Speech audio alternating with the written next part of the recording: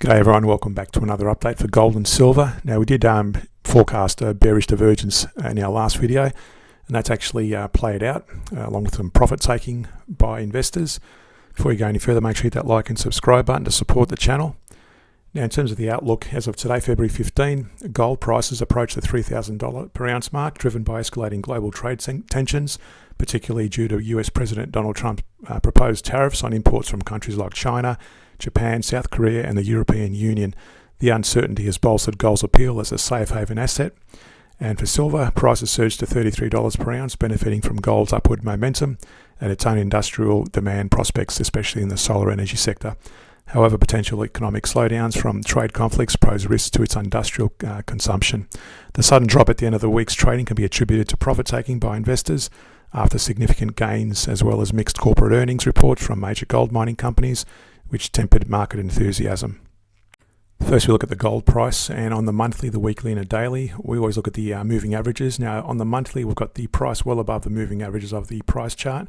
There's no CCI for it drawn, and these indicators, by the way, are available in the description below if you want to learn how to draw them on your own charting software. So bullish movement on the monthly, although we don't know what the CCI is doing there. On the weekly, we've got this bearish divergence, and that's still playing out. A very long-term one, started back in April 2024, and the CCI is still declining with the price still rising, so that's a bearish divergence.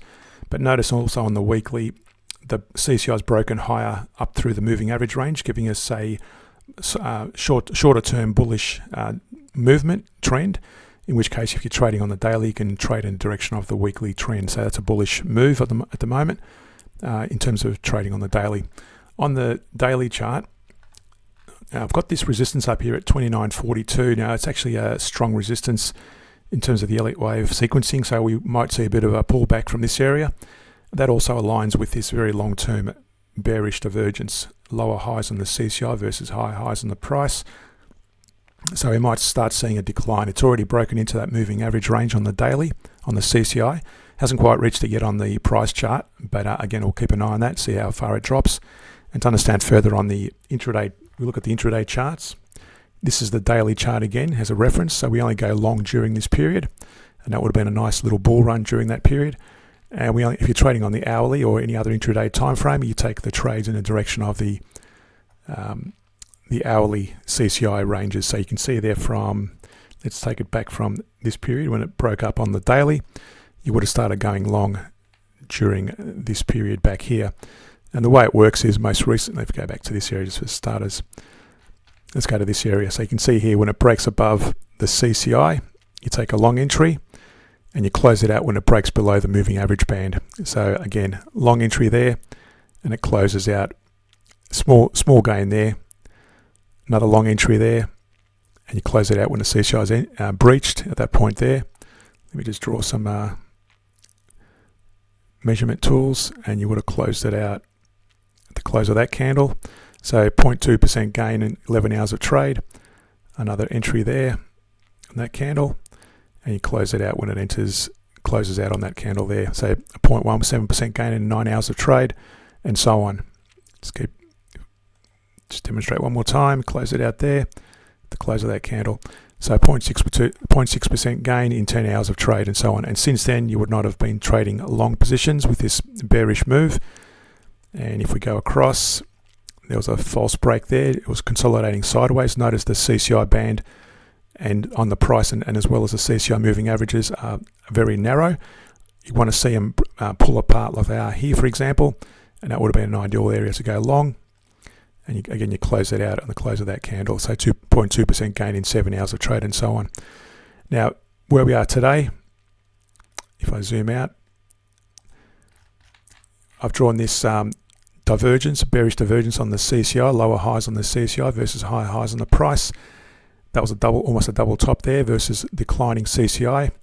And you would have been wise to take your profits as soon as that entered that moving average range there, right at the top there. That would have been your ideal area to exit if you're going long during that period. And if you missed that boat, then you would have been suffered this bit of a downtrend there. And it's actually hit this 23.38% Fibonacci retracement.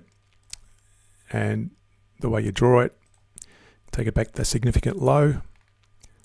Let's go back to that area. That's the 23-38% level of that range, and that's the minimum range it hits. It could go a lot further, of course, or it could bounce out of there.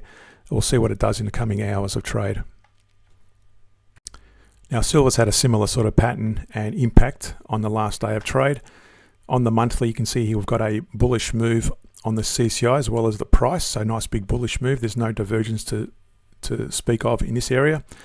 On the weekly, fresh breakout on the upside on the CCI. The price has already broken above the moving averages, although we did have this bearish divergence, and you can see there it pulled back and hit that 23-38% target range, and that would have been the Fibonacci retrace back to that area, going back to that low there. That was that 23-38% retrace. It actually broke just below that 38% and it bounced off that. So in this case, it's actually now acting in line, the price is moving in line with the CCI movement. On the daily, it did hit this resistance at 34.87, bounced down to this minor support at 28.74, and it's been moving higher since then along the tops of those moving averages on the price. And notice on the daily, the CCI is also moving higher as well. So a nice bullish run there so far. But if we go to the intraday charts, you've got the daily here as a reference. We only take long trades. Now, where we are at the moment, you can see there it would have been ideal to go long on that candle there when it broke above the CCI and also the price. And you close it out when it breaks into that moving average range of that candle there. So that gave you a 2.2% gain in 18 hours of trade. And since then, it's actually collapsed with the profit taking, as we said. Moving back here, you'll notice here we had a couple of bearish divergence, and that hit the target range there. There was another bearish divergence there, another one there, and so on. So always pay attention to the divergence. They're all independent from different time frames, so that's an important. So again, that's why we use the CCI. Usually, it moves in line with the price, but we always pay attention to any divergence that occurs. To support the channel more, hit that like and subscribe button and share the video. For added benefits and the cost of a coffee, consider subscribing to the Patreon page where we look at weekly scans of bullish trending shares and insider trades that may have occurred. Thanks again and see you in the next video.